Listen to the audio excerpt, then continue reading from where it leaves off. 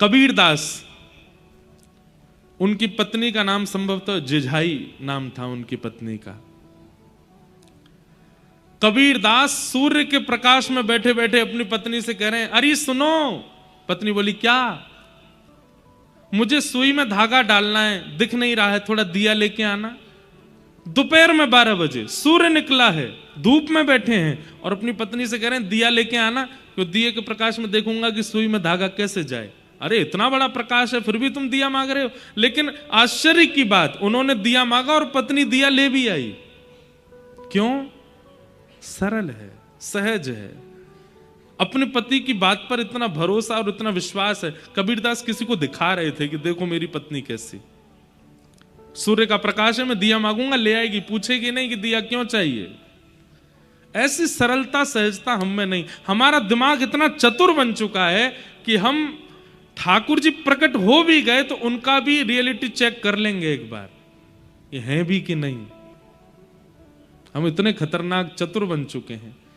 चतुर शिरोमणि है, चतुर भी नहीं है, इसलिए ठाकुर जी मिल नहीं रहे हमको। सहज बनो, सरल बनो। और एक और बात सुनो, हम आपको व्यास मंच से बोल रहे हैं, हमारी जिम्मेवारी बन जाती है इसलिए बोल रहे हैं। अगर कोई आप इस बात को सुनकर के अपने बगल वाले से कहे भैया बात सुन लो लेकिन सहज बनना नहीं, सरलता का जमाना नहीं है, संसार बहुत खतरनाक है, यहां चतुर बन के रहना ही पड़ेगा। हमारी बात मान करके अगर आपने सहजता और सरलता अपने जीवन में ला दी तो संसार की चतुराई से आपको अपने आप बचाने की आवश्यकता नहीं, ठाकुर जी बचाएंगे आपको। एक स्वाभाविक बात है, मां को पता है मेरे 2 बेटे, एक विद्वान है, एक जानकार है, चतुर है, और एक बहुत सीधा है। तो मां जब भी घर से बाहर जाएगी पढ़े लिखे को नहीं लेके जाती, चतुर को छोड़ जाती है, बोले ये अपने आप ध्यान खुद रख लेगा, ये जो है ये बहुत सीधा है, इसको मुझे संगे ही लेके जाना पड़ेगा। ऐसे ही पिता मां है, उन्हें जब संसार में व्यक्ति दिखता है कि खूब चतुर है, खूब बुद्धि लगा लेता है, सब जगह से बचना निकलना जानता है, ठाकुर जी कहते हैं ये जी लेगा, अपनी जिंदगी अपने आप कर लेगा निर्माण। लेकिन जब ठाकुर जी को पता चलता है अत्यंत सरल है, अत्यंत सहज है, इसको कोई भी पागल बना जाता है, इसके सामने कोई कुछ भी बोल जाता है, तो ठाकुर जी फिर उसका ध्यान रखते हैं, भाई इसका ध्यान तो मुझे रखना पड़ेगा। सरल बन के तो देखिए एक बार, उद्देश्य उसके पीछे ये रखना कि ठाकुर जी को सरलता प्रिय, इसलिए मुझे सरल बनना है, सहज बनना है। फिर देखिए संसार चतुराई प्रकट करेगा पर ठाकुर जी आपको बचा लेंगे, ठाकुर जी आपकी रक्षा कर लेंगे। सरल बनो, ब्रजवासियों में सरलता है, सहजता है। अभी तो आगे देखना कैसी सरलता। जैसे इंद्र को पता चला कि मेरी पूजा बंद कर दी ब्रजवासियों ने, सांबर तक मेघमालाओं को आज्ञा कर दी, जाके ब्रजमंडल पर इतनी वर्षा करो कि पूरा ब्रजमंडल डूब जाए। गड़गड़ करके बादलों ने गरजना शुरू किया, काली काली मेघमालाएं गोवर्धन के ऊपर जैसे ही आई, ब्रजवासी सब बोले लाला जे तो हमें लगे इंद्र नाराज है गो और हमने यहाँ की पूजा बंद कर दी, अब जे हमें जीवित ना छोड़े गो। ठाकुर जी बोले जिनकी शरण में आए हो गिरिराज बाबा से प्रार्थना करो, ये रक्षा करेंगे। ताबड़तोड़ मूसलाधार बारिश प्रारंभ हुई, सब ब्रजवासी हाथ जोड़ के गिरिराज बाबा से प्रार्थना कर रहे हैं। नेत्र बंद करके प्रार्थना की और जैसे ही नेत्र खोल करके देखा तो क्या पाया, 7 कोस 21 किलोमीटर लंबे चौड़े गिरिराज पर्वत को 7 बरस के ठाकुर जी ने अपनी बाम हस्त की कन्नी उंगली के नख पर धारण कर लिया है। मानो एक 21 किलोमीटर लंबी चौड़ी छतरी प्रकट हो गई है और ब्रजवासियों को आह्वान कर रहे हैं ठाकुर जी आ जाओ, सब रे यहीं आगे खड़े हो जाओ। नख पे धार लियो, कितनी बड़ी आश्चर्य की बात है, ठाकुर जी ने बाम हस्त पे नहीं, इकन्नी उंगली पे नहीं, इकन्नी उंगली की जरा सी उठी हुई नख पे गिरिराज जी उठाए। अच्छा एक आश्चर्य की बात सुनेंगे, कितने बड़े हैं गिरिराज जी? 21 किलोमीटर के हैं। उनको उठाने के लिए ठाकुर जी को एक भुजा और भुजा की इकन्नी उंगली जिसमें सबसे कम बल होता है, एक तो व्यक्ति की बाम भुजा में ही कंबल होता है। जो सीधे हाथ वाले होते हैं, राइट हैंड वाले होते हैं, उनकी उल्टी भुजा में ज्यादा ताकत नहीं होती, और जो लेफ्टी होते हैं उनके सीधे हाथ में ताकत नहीं होती। तो ठाकुर जी देखिए संकेत क्या कर रहे हैं। इतने बड़े पर्वत को उठाने के लिए ठाकुर जी बोले सीधा हाथ नहीं, बाम भुजा, और बाम भुजा में भी इकन्नी उंगली जिसमें सबसे कंबल, और उसके भी नख पे गिरिराज जी उठाए। क्यों? क्योंकि गिरिराज धारण करने में प्रभाव का काम है, इसलिए ठाकुर जी ऐसे ही खड़े हो गए जैसे रुई का फोआ उठाया है। लेकिन 50 ग्राम की वंशी उठाने में 2 भुजा का प्रयोग करते हैं, और 2 भुजा भी नहीं उठाते हैं। जैसे कोई भारी वस्तु उठाते हैं तो व्यक्ति टेढ़ा मेढ़ा हो जाता है, व्यक्ति के सारे जोर लग जाते हैं। गिरिराज जी उठा रहे हैं बिल्कुल सीधे खड़े होकर के, वंशी उठाते हैं तब 2 भुजा लगाते हैं, पैर दोनों टेढ़े करते हैं, कमर भी तिरछी करते हैं, मुख भी टेढ़ा करते हैं, तब वंशी धारण करते हैं। ये 2 स्वरूपों में आप परिवर्तन क्या अनुभव करते हैं कि गिरिराज धारण करने में सीधे खड़े एक अन्य उंगली पर उठा लेते हैं इतने बड़े पर्वत को, और 50 ग्राम की वंशी को 2 भुजा इतने टेढ़े मेढ़े होकर 2 भुजा दोनों पैरों को त्रिभंगी करके तब धारण करते हैं। गिरिराज धारण प्रभाव प्रकट कर रहा है, और प्रभाव में ठाकुर जी ज्यादा जाते नहीं, लेकिन वंशी धारण करने से ठाकुर जी भक्तों का आवाहन करते हैं। इसलिए वहां ठाकुर जी क्या कहते हैं, प्रायोरिटी दे रहे हैं। दोनों भुजा का प्रयोग, अधर का प्रयोग, अपने नेत्रों से पंखा झल रहे हैं, नासिका के मोती से मानो छत्र धरा है वंशी के ऊपर, दोनों चरणों को तिरछा किया है, टेढ़े मेढ़े हो गए, झुक गए हैं, वंशी के आगे नतमस्तक हो रहे हैं, तब वंशी धारण कर रहे हैं। क्यों? क्योंकि वंशी आवाहन करती है भक्तों का, वंशी प्रेम पिरोती है सबके चित्त में, और वो प्रभाव नहीं स्वभाव का वर्णन करती है। इसलिए ठाकुर जी वहां इतने झुकते हैं। हम लोग उल्टे हैं, जहां प्रभाव प्रकट होना होता हो उसको हम बहुत विस्तारित कर देते हैं, और जहां स्वभाव की बात हो उसको गोपनीय रखते हैं। ठाकुर जी ने स्वभाव वंशी धारण को सब जगह प्रसारित कर दिया, और गिरिराज जी को ऐसे ही उठा लिया, कोई उसमें ज्यादा प्रयोग नहीं किया, प्रयास नहीं किया। प्रयास की बात है, प्रेम में अति प्रयास किया जाता है, सामर्थ्य से भी अधिक प्रयास किया जाता है, वो प्रेम कहलाता है। आपको किसी ने घर बुलाया और आप घर गए, द्वार पर जाके घंटी बजानी पड़ी, फोन करना पड़ा, 5 मिनट खड़े रहना पड़ा, तब जाकर के व्यक्ति निकल करके आया। ऐसे के घर दोबारा नहीं जाना। क्यों? प्रयास ही नहीं किया कुछ भी। और प्रयास का क्या, आप घर गए महाराज 1 किलोमीटर पहले ही आ गए, अरे आ गए आप, आओ आओ संग चलो, वहां पे पुष्प पुष्प बरसाए। आपकी इच्छा नहीं है, लेकिन उसने प्रयास किया तो इसका मतलब प्रेम है। और प्रयास नहीं करता है, अभी प्रयास भी कहां कहां, बेटी के घर, वहां पर प्रयास की इच्छा नहीं होनी चाहिए कि वो बहुत प्रयास करें। बेटी के विवाह के बाद उसके घर जाएं तो वहां इच्छा नहीं होनी चाहिए। दूसरा, मित्र के घर, वहां पर भी बहुत इच्छा नहीं होनी चाहिए कि वो बहुत प्रयास करे। गुरु के घर और पिता के घर, इसके अलावा जो भी संबंध है वहां पर तो प्रयास दिखना चाहिए। सामने वाला प्रयास कर रहा है तो ही उसके पास ज्यादा जाइए, लेकिन वो प्रयास नहीं करता, वहां से अपनी फिर थोड़ी दूरी बनाइए। आओ नहीं, आदर नहीं, नहीं नैनन प्रेम तुलसी तहां ना जाइए, चाहे कंचन बरसे मेघ। प्रयास प्रेम को दिखाता है। ठाकुर जी ने गिरिराज जी में बिल्कुल प्रयास नहीं किया, लेकिन वंशी धारण करने में कितना प्रयास करते हैं ठाकुर जी। प्रयास से प्रेम निर्धारित होता है। आज की भाषा में बोलते हैं एफर्ट्स, कौन कितने लगाता है उससे प्रेम का पैरामीटर पता चलता है। एफर्टलेस है व्यक्ति, इसका मतलब प्रेम नहीं करता।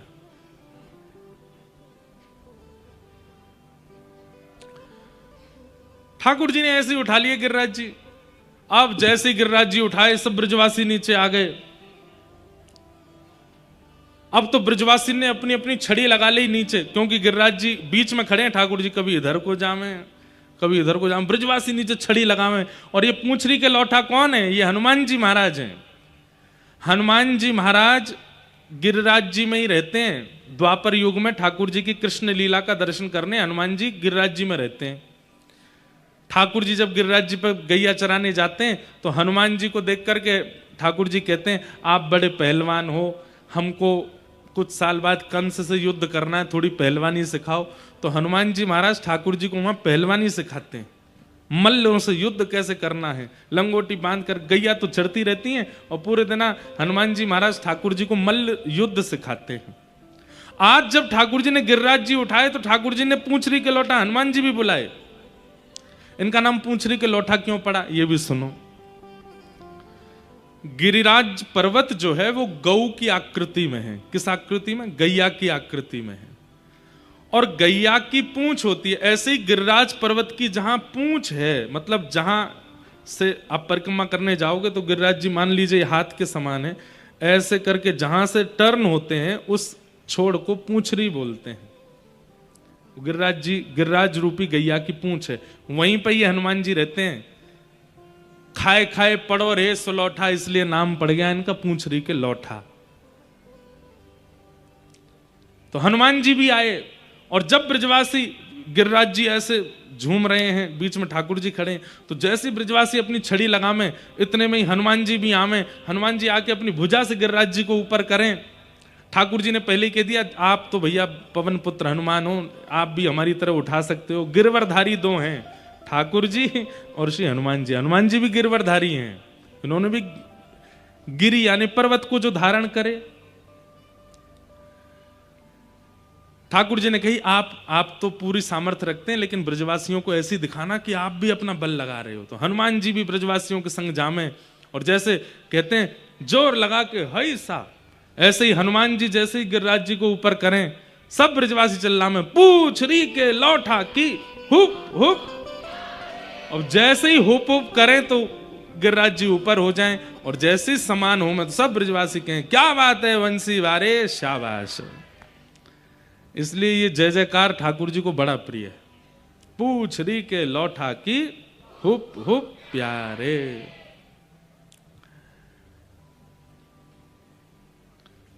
ये अंग्रेजों ने यहीं से चुराया, हिप हिप हुर्रे। ये पहले तो ब्रज में ही आ गया था। पूंछरी के लौठा की। कभी आपके ज्यादा अंग्रेजी स्टाइल मारने वाले फ्रेंड्स जब ऐसे करें हिप हिप हुर्रे, तो आप ये कर देना, पूंछरी के लौठा की हुप हुप प्यारे। तो इस प्रकार गिरिराज जी को समान किया। अब झूलने बंद हो गए, सब ब्रजवासियों ने अपनी अपनी छड़ी लगा ली और छड़ी लगा करके सब ऐसे पसीना पहुंच रहे अपने। बीच में ठाकुर जी खड़े हैं। ब्रजवासी बोले, लाला ये तू उंगली लगाए काय खड़ा है? हमने अपनी छड़ी लगा ली, तू उंगली नीचे कर ले अपनी। ठाकुर जी बोले, ये कोई झोंपड़ी नहीं है, ये कोई खपरेल नहीं है जो तुम्हारी छड़ी पर टिक गए। 21 किलोमीटर बड़ा पर्वत है, पहाड़ है। ब्रजवासी बोले, हमारी छड़ी लग रही है ये तो समझ में भी आती, तू तो उंगली लगा के खड़ो है। लाला ये कोई रुई को फुआ ना है जो तू ऐसे खड़ो है। ठाकुर जी बोले, आप अपनी छड़ी हटा लो, हमने गिरिराज जी धारण कर रखे हैं। सब ब्रजवासी बोले, हम बे तेरी उंगली पर टिक रहे हैं ये गिरिराज जी। बोले, और नहीं तो क्या तुम्हारी छड़ी पर टिक रहे हैं? बोले, और नहीं तो हमारी छड़ी पर टिक रहे हैं।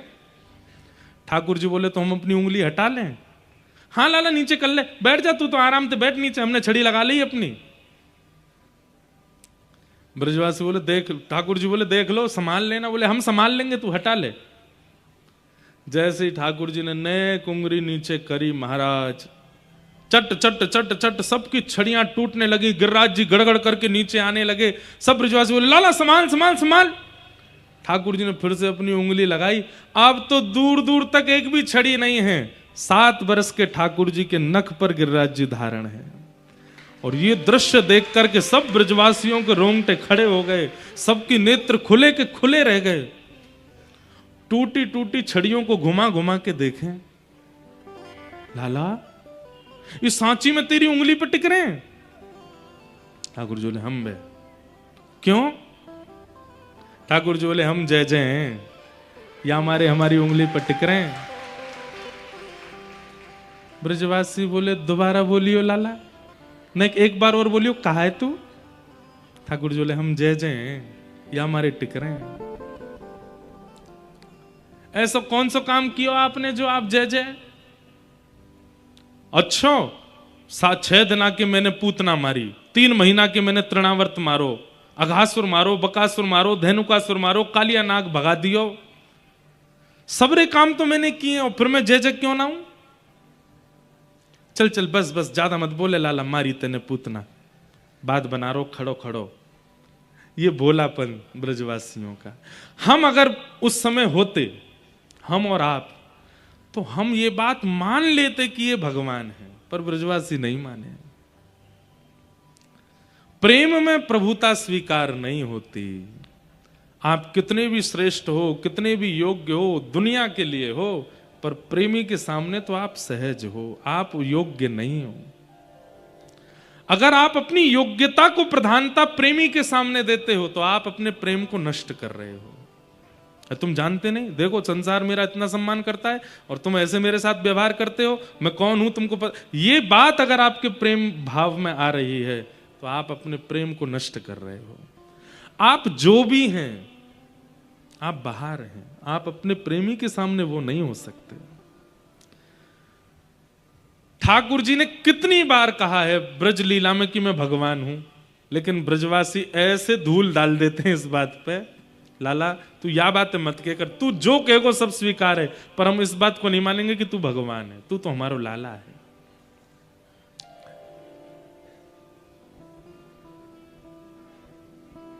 जब ब्रजवासी बोले लाला तू भगवान ना है सके, अरे मैया यशोदा हमारी बात सुन, बोले कहा ये तुम्हारो लाला जे वन में जावे गैया चरावे। हमें तो ऐसा लगे वन में कोई टोना टोटका करवे वारो या को बाबा मिल गयो, वाने या को टोटकाते पर्वत उठानो सिखा दियो है, वहीं ते सीख के आयो ये।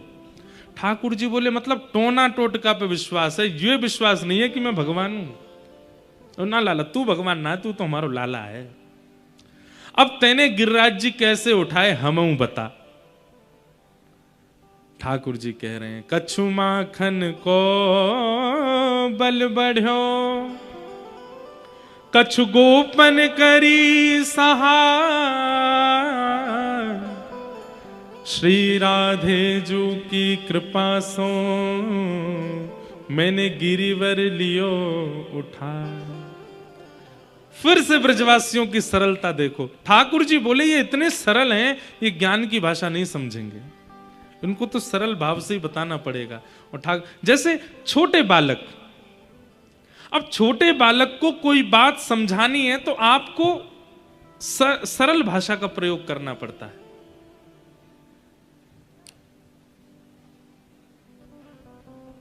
अब छोटे बालक हमको देखते हैं तो अपने माता पिता से कुछ पूछ लेते हैं, ये महाराज जी रेड रेड क्या लगाते हैं, ये महाराज जी ऐसे कपड़े क्यों पहनते हैं, महाराज जी ने नीचे क्या पहन रखा है। वो बात अलग है कि दुर्भाग्य है, क्योंकि ये भारतीय वेशभूषा तो यही है, वो जो पहन रहे हैं वो वेस्टर्न है, उसके बारे में उनको पूछना चाहिए। इसके पर फिर भी तो फिर माता पिता उनको बड़ी सरल, महाराज जी ना जय जय की पूजा करते हैं इसलिए ऐसे पहनते हैं, इसलिए ऐसे रहते हैं, इसलिए ये लगाते हैं। उनको फिर ज्ञान मार्ग नहीं बताना पड़ता, क्योंकि बालक सरल है, क्योंकि बालक सहज है, क्योंकि बालक भोला है, इसलिए उसको सरल बात बतानी पड़ती है। घर में कभी किसी की मृत्यु हो जाती है तो बालक अगर देख लेते हैं तो घबरा जाते हैं, पूछने लगते हैं इनको क्या हो गया, तो फिर घर वाले यही बोलते, ये थोड़ी समझाएंगे भाई मृत्यु है, अकाट्य सत्य, जो आया है सो जाएगा। ये सब बच्चों को नहीं, बच्चों को दादू सो गए हैं, अभी सो रहे हैं, उठ जाएंगे, अभी सो गए हैं, ऐसे बताना पड़ता है, क्योंकि सरल है। ऐसे ही ठाकुर जी भी ब्रजवासियों के सामने सरल भाषा का प्रयोग करते हैं। और कैसी सरल भाषा सुनो, ठाकुर जी कह रहे हैं भैया अरे लड़ो मत, मैं भगवान नहीं हूं। ब्रजवासी बोले हाँ लाला ये तूने सही बात कही, लेकिन अब ये भी तो बताई गिरिराज जी उठाए कैसे।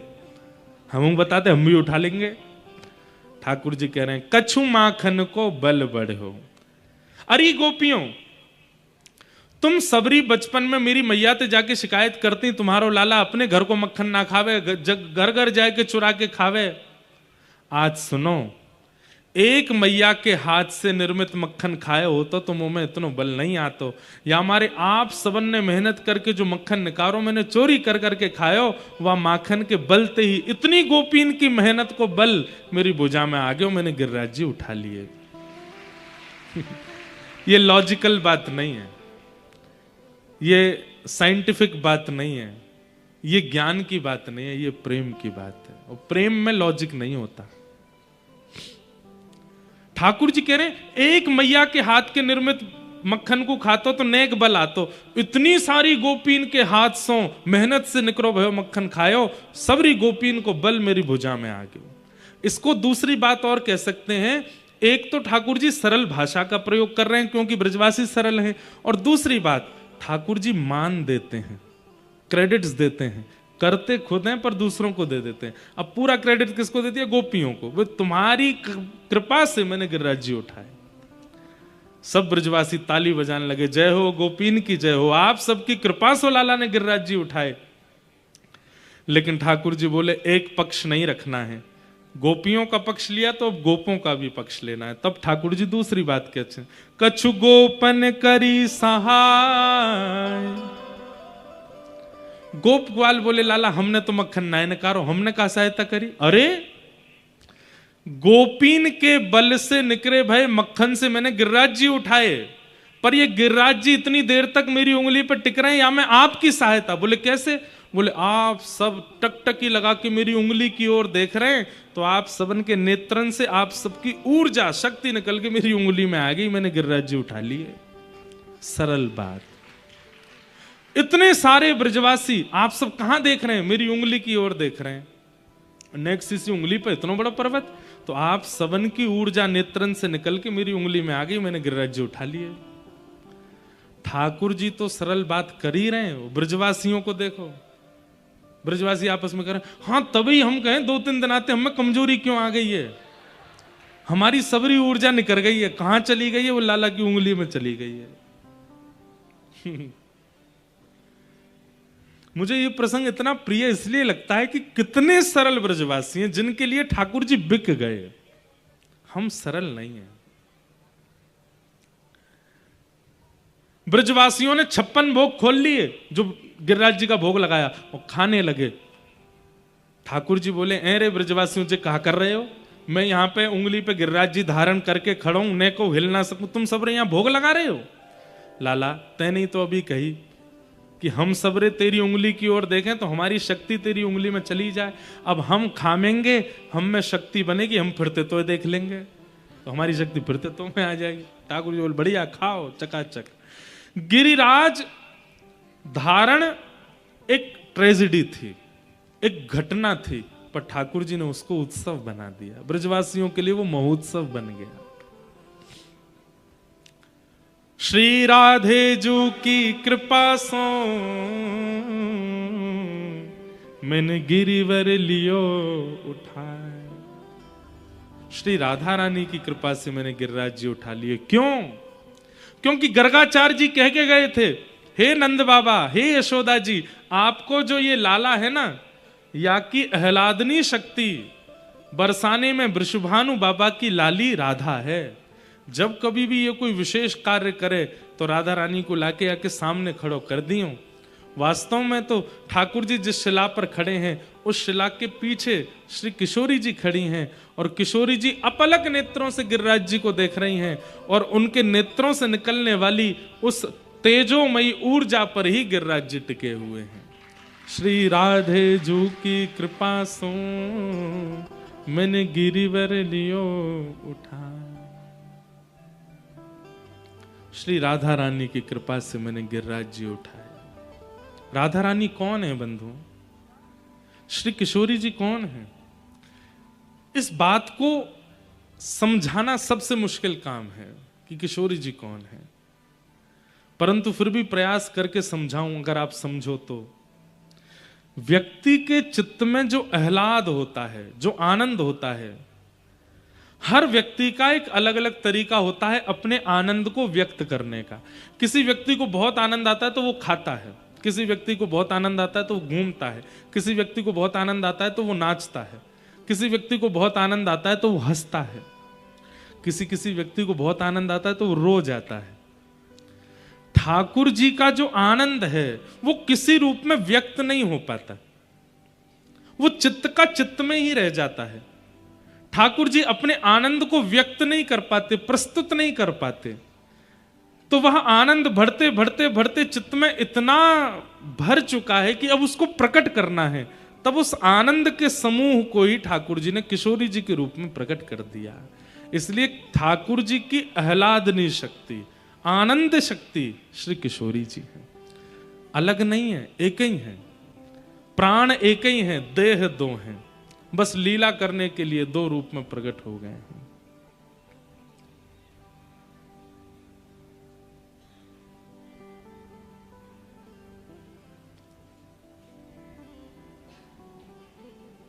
आहा, वो किशोरी जी हैं, हमारे नित्य किशोर अजन्मा, बिहरत एक प्राण दो तन मा। दो तन में एक प्राण रहते हैं, वही राधा कृष्ण है। इनके तत्व को और इनके रहस्य को जानना सबके बस की बात नहीं है। ये देह दो दिखते हैं पर प्राण एक ही हैं। जब भगवान मोहिनी बनकर के प्रकट हुए, सबको कथा पता है, मोहिनी अवतार जब ठाकुर जी ने धारण किया, सारे देवता, सारे दैत्य, तीनों लोग ठाकुर जी के रूप पर न्यौछावर हो गया। इतने सुंदर बन के ठाकुर जी आए, सिवाय एक के। कौन? सूर्य नारायण। सूर्य नारायण मोहित नहीं हुए। सूर्य नारायण तो भावुक हुए ठाकुर जी के रूप को देख के, और सूर्य नारायण की इस भावुकता पर ठाकुर जी रीझ गए। बोले कि मोहिनी भगवान बोले, सूर्य सब मेरे रूप पर मोहित हो रहे हैं, पर तुम भावुक क्यों हो रहे हो? तब सूर्य नारायण बोले, सबकी इच्छा हो रही है कि हम आपसे ब्याह कर लें, इतने सुंदर आप बन के आए हो, पर मेरी इच्छा हो रही है कि आप जैसी बेटी हो मेरी, आप जैसी पुत्री हो मेरी। इतनी सुंदर, इतनी सुकुमारी पुत्री को मैं जन्म दूं, ये मेरी इच्छा हो रही है आपको देख के, और उसका मैं कन्यादान करूं, ये मेरी इच्छा हो रही है। ठाकुर जी मोहिनी रूप में बोले, चिंता नहीं करो, पूरे विश्व को मोहित करने वाली मोहिनी और इस मोहिनी को भी अपने रूप पर मोहित करने वाली श्री राधा बन करके हम तुम्हारे यहां जन्मेंगे, और तुम ही सूर्य ही वृषभानु बन करके आए बरसाना में, और उनके यहां जन्मे। ठाकुर जी का ही अब राधा रानी कैसे प्रकट हुई? जब वृषभानु जी ने तपस्या की, तब वैकुंठ में भगवान ने प्रतिबिंब में, शीशे में अपने आप को देखा और अपने रूप को ही गौर वर्ण कर दिया। श्री लक्ष्मी जी की चुनरी पहन ली, अपने केश खोल दिए, कानों में कुंडल, आंखन में काजल, मुख, माथे पर सुंदर बिंदी, कंठे में कड़ूला आदि जब धारण किए, श्री कृष्ण का ही प्रतिबिंब किशोरी जी प्रकट हो गई। ठाकुर जी ने उसी प्रतिबिंब को स्तब्ध करके वृषभानु बाबा के यहाँ राधा रानी के रूप में भेजा है। लोग कहते हैं फिर राधा रानी से प्रेम क्यों हो गया ठाकुर जी को? अपने प्रतिबिंब से किसको प्रेम नहीं होता? सबको प्रेम होता है।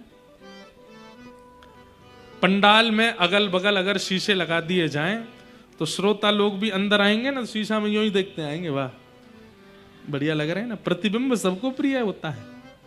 प्रतिबिंब किसको? किशोरी जी ठाकुर जी का प्रतिबिंब है।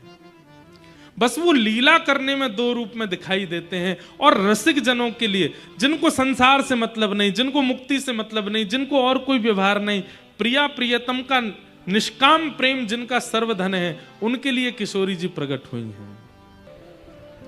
भगवान ने गिरिराज 7 दिन 7 रात्रि तक धारण किए।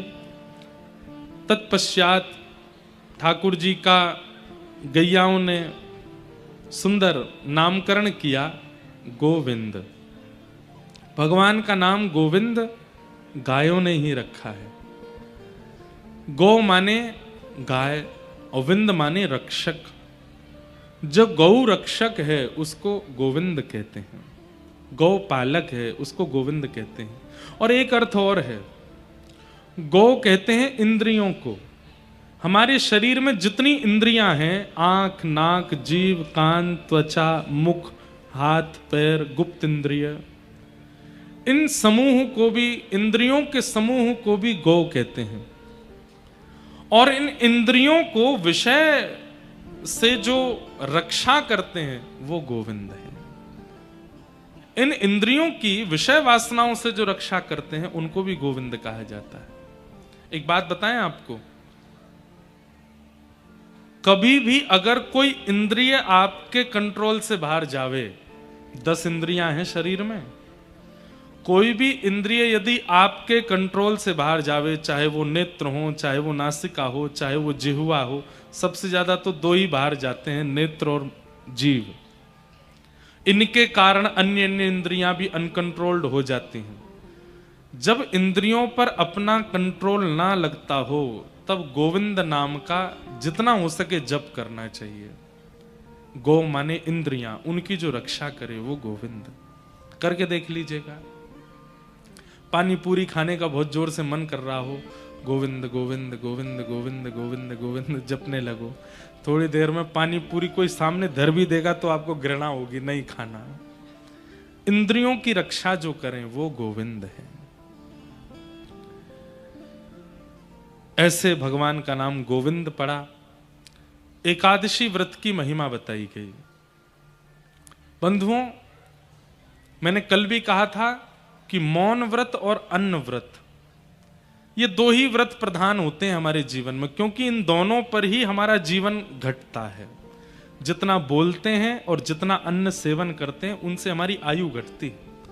मान लीजिए किसी व्यक्ति का जीवन 80 वर्ष ही निर्धारित कर रखा है चित्रकेतु ने, ब्रह्मा जी ने, और वो व्यक्ति बहुत खाता है और बहुत बोलता है, तो संभवतः 50 के बाद कभी भी भगवत धाम जाना हो सकता है। क्यों? क्योंकि अन्न में हमारे प्राण बसते हैं और शब्द में भी प्राण घटते हैं। इसलिए जब बोलो तब हरि कथा, जब बोलो तब ऐसा बोलो कि किसी लोग को सहायता करने वाला हो या संभालने वाला हो या हरि चर्चा हो, क्योंकि उसमें मौन माना जाता है। अन्यथा बोलने पर आयु घटती है और अन्न सेवन से भी आयु घटती है। इसलिए कम से कम एकादशी के दिन तो अन्न नहीं खाना चाहिए। एकादशी के दिन, अच्छा, पूर्ण अन्न क्या है? गेहूं पूर्ण अन्न नहीं है, पूर्ण अन्न है चावल। चावल को पूर्ण अन्न माना जाता है। तो कम से कम छोटे बालकों को, वृद्धों को और मरीजों को भी एकादशी के दिन चावल तो बिल्कुल नहीं खाने चाहिए। एकादशी के दिन चावल मत खाओ। बाकी वृद्ध, बालक और मरीजों को रोटी खाने का अधिकार है, नहीं तो फलाहार ही पाना चाहिए। अच्छा, इसके ऊपर एक और बात सुनो। पृथ्वी पर सबके आगमन का समय निश्चित है। जैसे संध्या का समय महादेव का माना जाता है, इसलिए संध्या के समय पर 5 काम नहीं करने चाहिए। जब 2 समय मिलते हो तब सोना नहीं चाहिए, लेकिन पूरी दुनिया सोती है। 2 समय मिलते हो तब पढ़ना नहीं चाहिए, पढ़ने से विस्मृति हो जाती, जो पढ़ा है भूल जाओगे। 2 समय जब मिलते हो तब सोना नहीं चाहिए, खाना नहीं चाहिए, पढ़ना नहीं चाहिए। 2 समय जब मिलते हो तब कोई नई क्रिया का प्रारंभ, विवाह का लगुन अगर उसके अनुरूप निकला है, संध्या का ही निकलता है विवाह का अधिकतर। 2 समय जब मिलते हो तब निकलता है, या फिर गौधूली बेला में निकलता है। इसको संध्या को गौधूली बेला ही कहते हैं।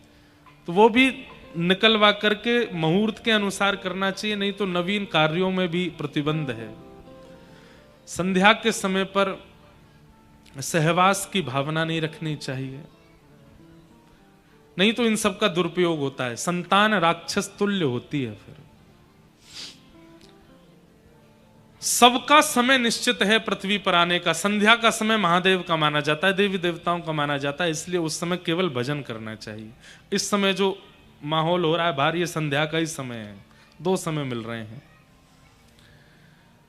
ऐसे ही सबका समय निश्चित है। प्रातः काल में इनका समय है, मध्याह्न काल में इनका समय है, रात्रि काल में इनका समय है, प्रेतों का भी समय है। रात्रि 2-2:30 बजे, 3 बजे ये प्रेतों का समय है। उस समय प्रेत एक्टिव होते हैं अपनी स्थिति पर आजकल प्रेत ज्यादा एक्टिव हो नहीं पाते, क्योंकि मानवों से बड़ा प्रेत संसार में कोई है नहीं।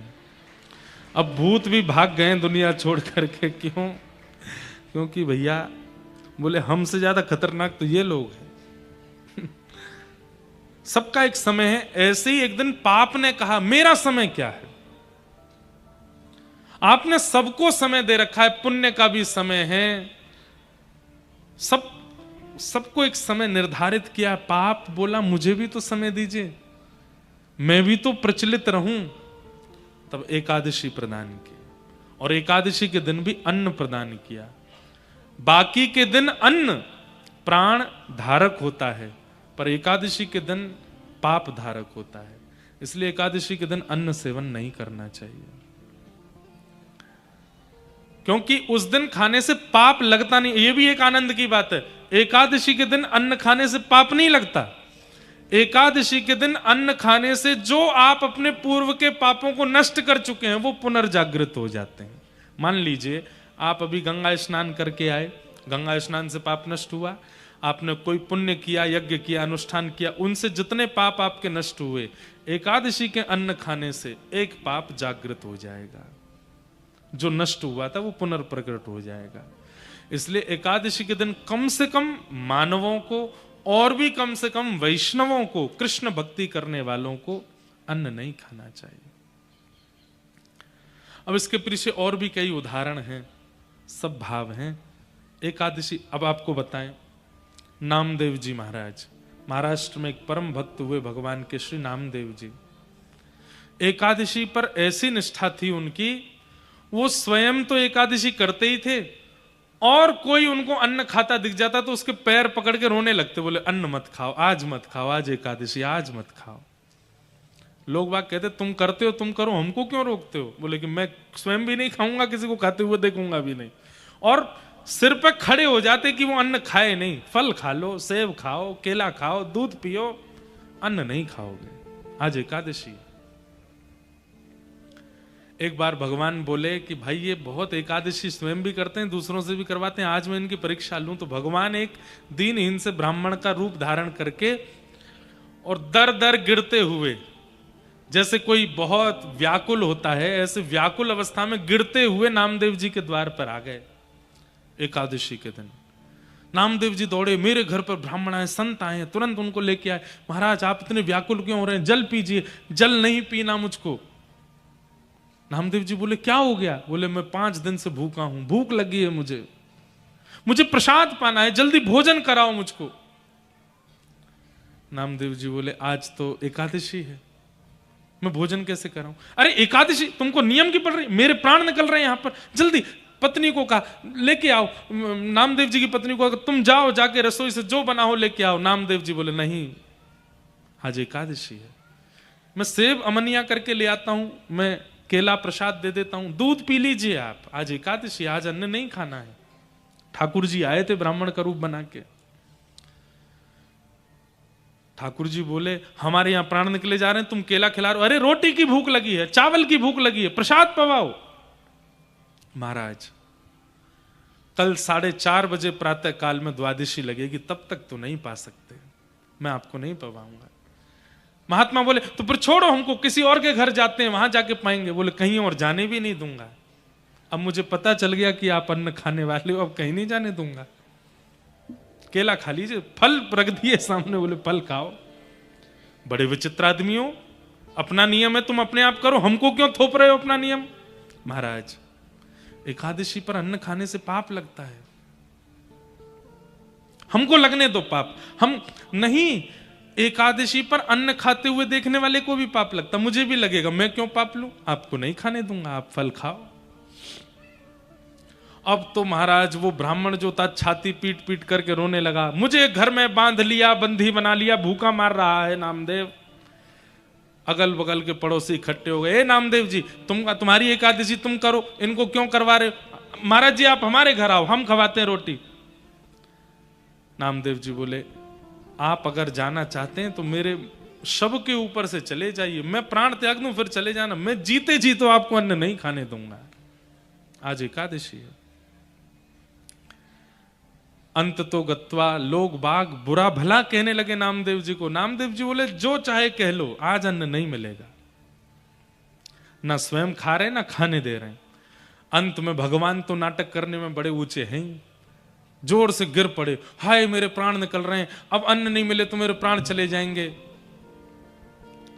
अरे नामदेव मेरे प्राण निकल रहे हैं, अब तो मुझ पर दया करो, केला खाइए ना, सेब खाइए, दूध पी लीजिए। अरे प्राण निकल रहे हैं मेरे, प्राण निकलने वाले को तो अन्न खिला सकते हो, कोई बात नहीं, एकादशी के दिन प्राण जाएंगे तो वैकुंठ ही जाओगे आप, कहीं और तो जाना नहीं आपको। ठाकुर जी ने ऐसा नाटक किया कि तड़पते तड़पते तड़पते उस ब्राह्मण भेष के मानो जैसे प्राण निकल ही गए। वैद्यों ने आकर के देखा तो नाड़ी बंद है, सांस नहीं चल रही, बोले तो पधार गए।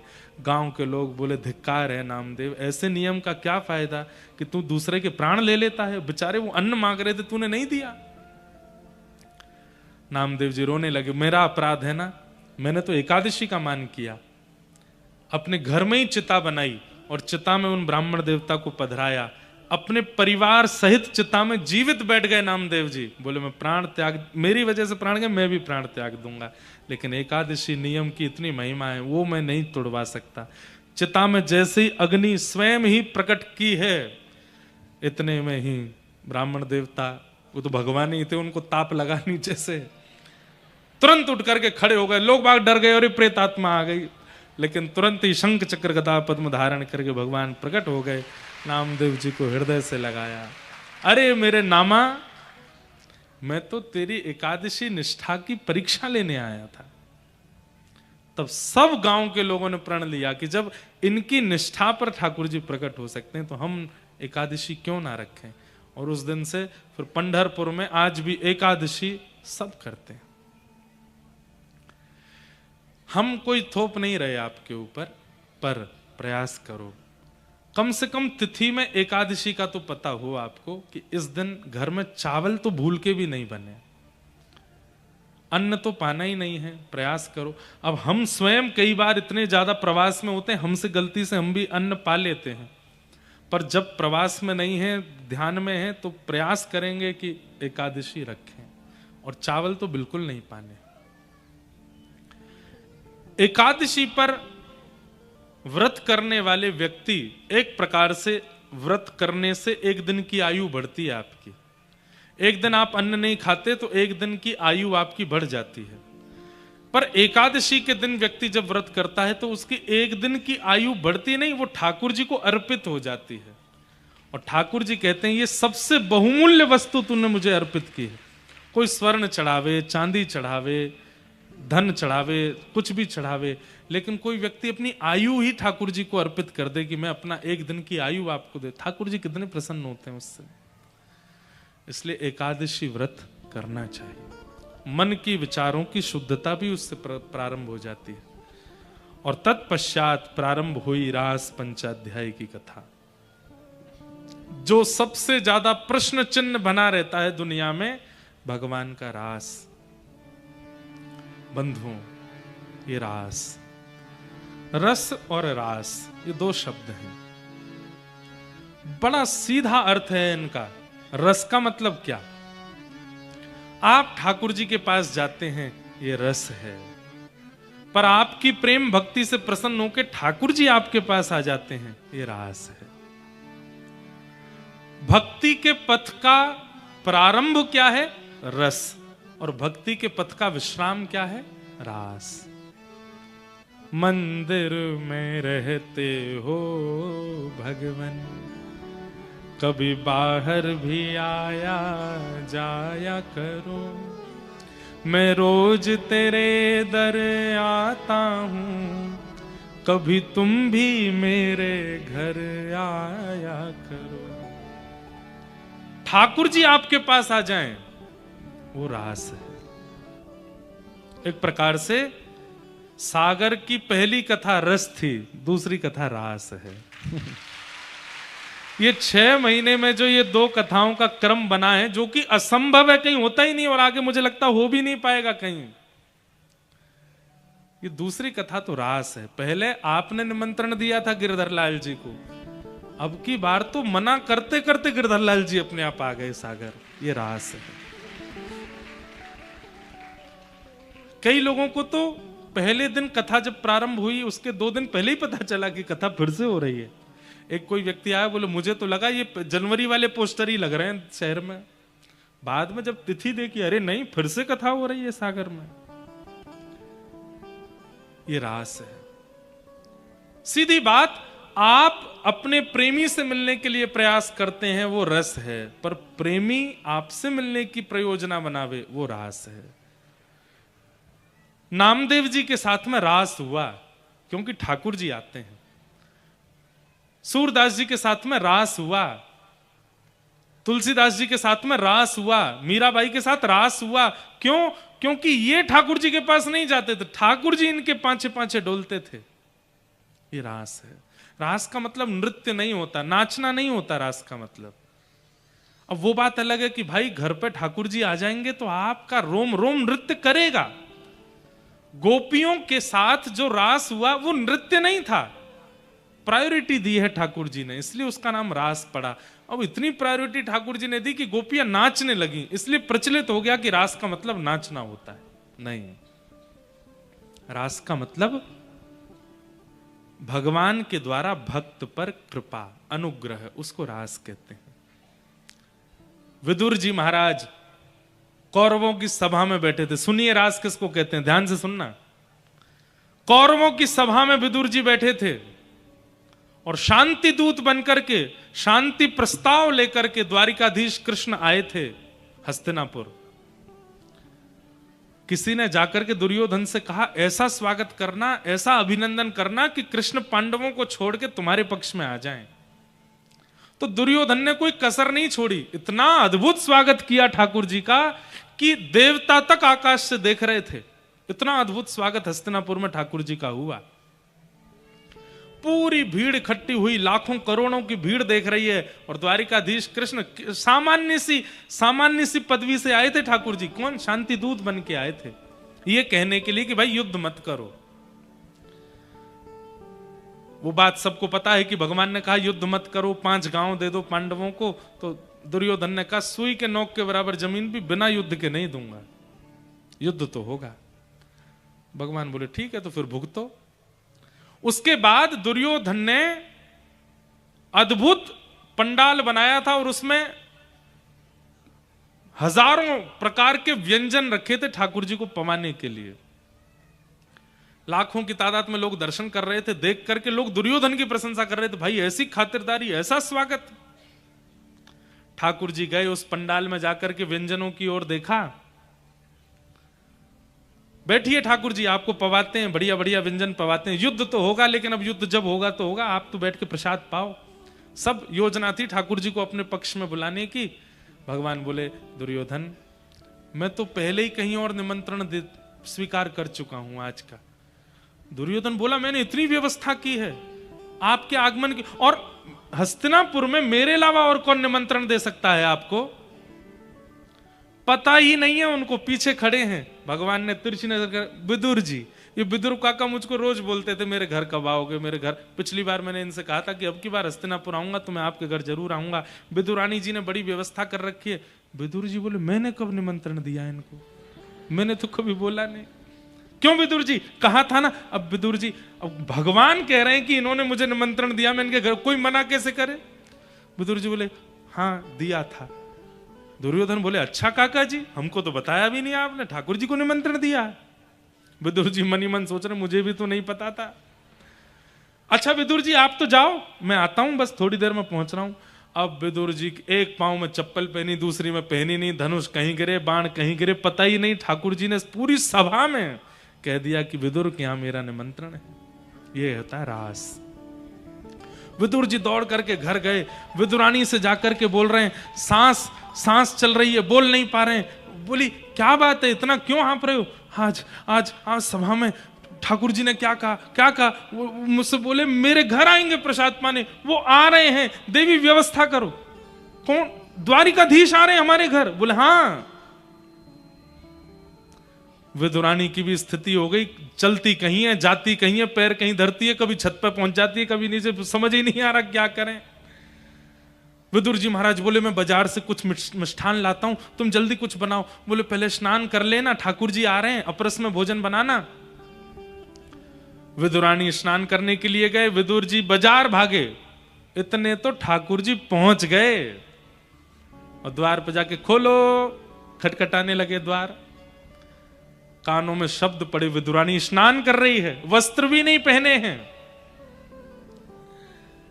निकल करके बाहर आई, अस्त व्यस्त वस्त्रों में जैसे ही बाहर आई, बाहर आकर के द्वार खोला, द्वारिकाधीश कृष्ण मंद मंद मुस्कुरा रहे हैं, द्वार पर खड़े। विदुरानी, काकी जी बहुत जोर की भूख लगी है, जल्दी कुछ पवाओ, जल्दी मुझे कुछ पवा दो। इसे कहते हैं रास, ये है रास। तू है सखी बड़ भाग बड़ी, नंदलाल तेरे घर आवत हैं। तू है सखी, गाइए सब लोग, भाग बिना ताली के गाओ, ऐसे ही गाओ। नंदलाल तेरे घर आवत है। कुम्मन दास जी कहते हैं वो बड़भागी हैं जिनके घर ठाकुर जी स्वयं चल के आ जाते हैं।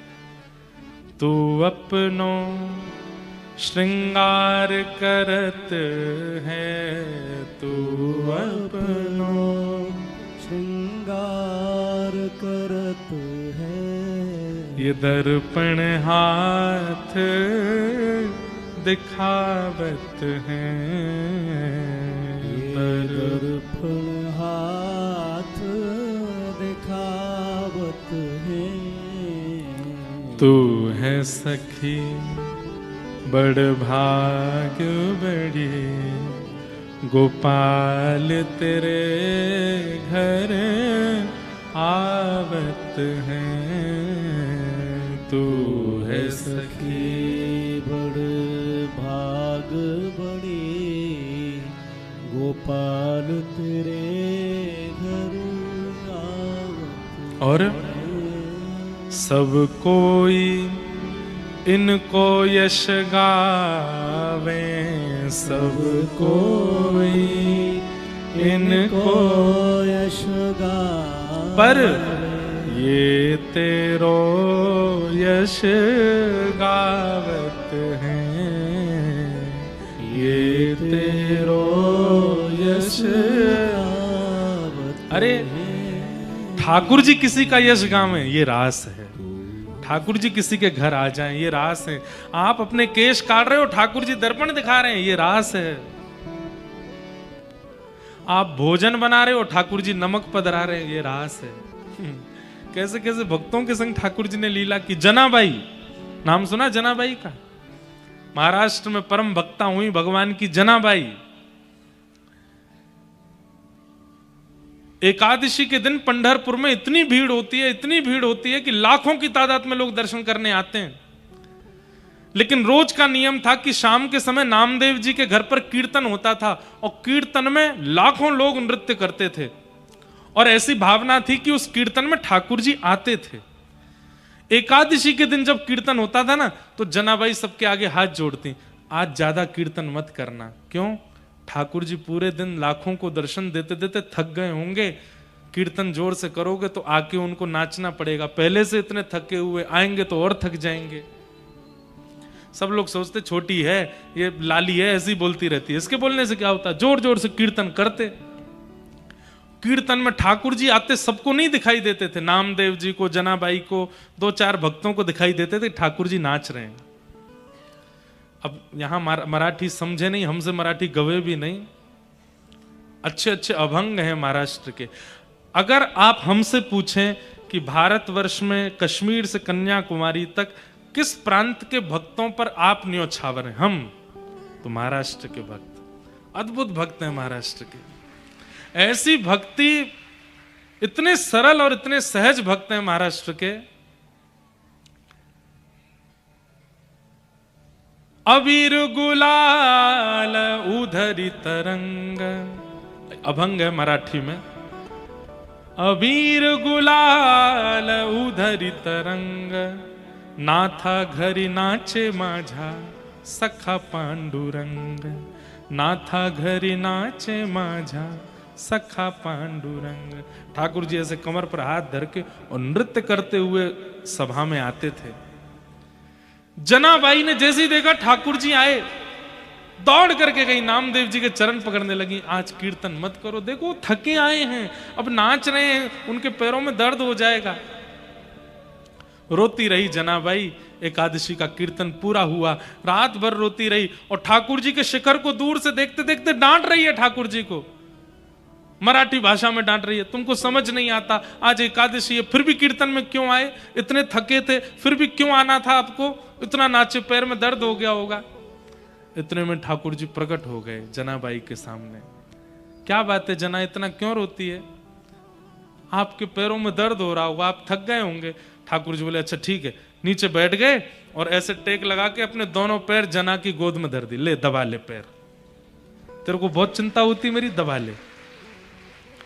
छोटी सी जनाबाई चरण दबाती ठाकुर जी के। अब छोटी सी है, बात क्या करनी है ठाकुर जी से उसको पता तो है नहीं, तो ठाकुर जी से पूछती है आज भोजन किया आपने? ठाकुर जी बोले हाँ किया। क्या खाया? भगवान बोले पूरन पोली खाई। अच्छा, कल क्या खाया था भोजन में? ठाकुर जी बोले कल भी पूरन पोली खाई थी। परसों क्या खाया था? बोले परसों भी पूरन पोली खाई थी। उससे पहले क्या खाया था? बोले उस दिन भी पूरन। बोले मंदिर में और कुछ नहीं बनता? और कुछ नहीं बनता, पुजारी पूरन पोली खिलाते हैं रोज। जनाबाई बोली आपका मन तो भर गया होगा पूरन पोली से। ठाकुर जी बोले हाँ भर तो गया, पर क्या करें, अहम भक्त पराधीन, मैं कुछ और बना के पवाऊं आपको? ठाकुर जी बोले तुम बनाओगी? बोले हाँ, लेकिन आपको मेरी सहायता करनी पड़ेगी, अब मैं छोटी सी हूं, अकेली कैसे बनाऊंगी? ठाकुर जी बोले क्या करना है बताओ? बोले जाओ वहां से लकड़ी उठा लाओ। ठाकुर जी लकड़ी उठा के लाए, चूल्हा में लगाई। अब छोटी सी जनाबाई अपने हाथों से रोटी बना रही है। ठाकुर जी को बोली अब मैंने पैरों की सेवा कर दी, थकान कम हो गई, चलो आलू काटो। ठाकुर जी आलू काट रहे हैं। अब टमाटर मनिया करो। ठाकुर जी हम टमाटर मनिया कर रहे हैं। छौंक लगा रही है ठाकुर जी, हल्दी डाल रहे हैं, नमक डाल रही है, प्रेम से दोनों मिलके। और दूर खड़ी खड़ी रुक्मणी जी देख रही हैं, नेत्रों से आंसू गिर रहे हैं। इतना सुख तो हमको नहीं दिया कभी इन्होंने जितना सुख जनाबाई को दे रहे। ये रास है। तू अपनो श्रृंगार करत है, तू अपनो श्रृंगार करत है, ये दर्पण हाथ दिखावत है, दर्पण हाथ दिखावत है। सब कोई इनको यश गावे, सब कोई इनको यश गावे, पर ये तेरो यश गावत है, पर ये तेरो यश गावत है। तू है सखी बड़ भाग बड़ी, नंदलाल तेरे घर आवत है। तू है सखी बड़ भाग बड़ी, नंदलाल तेरे घर आवत है। तो ये रास है। हम सब रस का अनुभव करते हैं, रास का नहीं कर पाए अभी तक।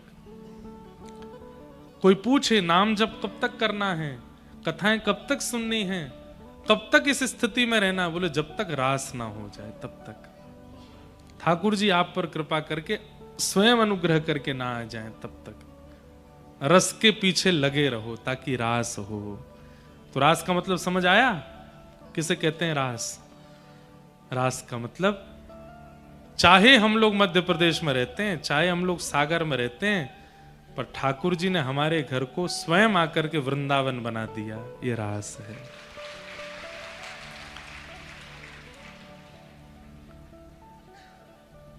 गोपियों को भगवान पहले ही आश्वासन दे चुके थे कि शरद पूर्णिमा की रात्रि पर हम रास करेंगे, मतलब तुम्हारे पास आएंगे, तुमको हमारे पास नहीं आना पड़ेगा। और आज वही शरद पूर्णिमा की रात्रि प्रकट हुई, भगवान ने वेणुनाद किया, सब गोपियां अपने अपने भवनों से यमुना के तट पर इकट्ठी हुई। ठाकुर जी ने उन गोपियों से पूछा कि तुम क्यों आई हो। अब आमंत्रण निमंत्रण भेजने के बाद कोई पूछे कि क्यों आए हो, तो गोपियों ने भी ऐसा सुंदर जवाब दिया ठाकुर जी को। बोले पहले तो हमको आमंत्रण दिया, फिर वंशी बजा के हमको बुला लिया, हम सब छोड़ छाड़ के आ गए, तो हमसे पूछ रहे हो क्यों आई हो। हम इसलिए आई हैं क्योंकि हमको पता है तुम नंद नंदन नहीं हो, तुम यशोदा नंदन नहीं हो। ठाकुर जी बोले तो फिर मैं कौन हूं। बोले तुम जगत नियंता जगदाधार त्रिलोकीनाथ भगवान हो और हम जीवात्मा हैं। जीवात्मा भगवान के समीप इसलिए आता है ताकि 84 लाख की योनियों में भटकना उसका बंद हो, इसलिए हम आई हैं आपके पास। ठाकुर जी परखना चाह रहे थे कि कहीं मुझे पुरुष दृष्टि में देख करके और स्वयं स्त्री मान करके ये किसी अन्य भावना से तो मेरे पास नहीं आई हैं। और गोपियों ने उसका स्पष्टीकरण कर दिया कि ना हम स्त्री हैं, ना आप पुरुष हो, आप परमात्मा हो, हम जीवात्मा हैं। इस भाव से हम आई हैं। ठाकुर जी बोले हम आपकी भावना से, ये पूरा प्रसंग जो हमने अभी 2 मिनट में सुनाया ये 2 घंटे का है, पर हमने 2 मिनट में कह दिया है। गोपियों के साथ भगवान ने फिर रास किया। रास कैसे कर रहे हैं? प्रत्येक गोपी के पास जाते हैं, तुमको कहा बना के लाई, मैं तो तुम्हारे काजे बना के लाई, चल खवा दे अपने हाथ से। उसके हाथ से खाते हैं। किसी गोपी के पास जाके शरबत पीते हैं, जल पीते हैं, किसी गोपी के पैर दबाते हैं, किसी गोपी के श्रृंगार का अनुभव करते हैं। इतनी प्रायोरिटी ठाकुर जी देने लगे कि गोपियों के चित्त में मान आ गया, अभिमान आ गया। हम परम सुंदरी हैं इसलिए ठाकुर जी हमारे पास आ रहे हैं। क्यों? अब यह भी बात समझने की कि मान क्यों आया। क्योंकि गोपियां बिना गुरु के रास में गई हैं। गुरु कौन है? श्री राधा रानी। अगर ठाकुर जी आपके संग रास करने का मन बना लें, आपके घर आ जाएं और आपके ऊपर एक गुरु नहीं है, तो ठाकुर जी के घर आगमन का या ठाकुर जी की कृपा का आपको मान होगा, आपको अभिमान हो जाएगा।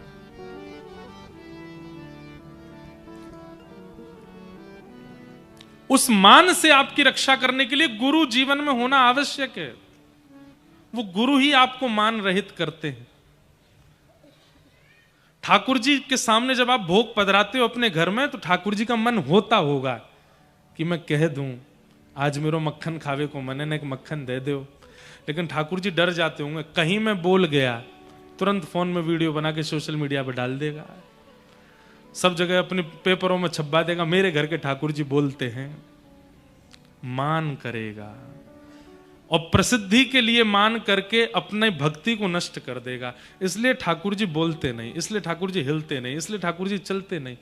आज भी वृंदावन में 1-2 महात्माओं के नाम मैं जानता हूं जिनसे ठाकुर जी बात करते हैं, स्पष्ट बोलते हैं, लेकिन वो सबको अपने ठाकुर जी का दर्शन नहीं कराते और ना उनका प्रचार हमको मंच से करना है। ठाकुर जी उसी से वार्ता करते हैं, उसी को अपनी लीला का अनुभव कराते हैं जिस पर ठाकुर जी को यह विश्वास हो चुका है कि ये मान नहीं करेगा। जो मान कर लेता है उस भाव का, उसको ठाकुर जी अनुभव कराना बंद कर देते हैं। फिर उसके यहां ठाकुर जी पाषाण बन के ही रहते हैं, कोई अनुभूति नहीं होने देते उसको।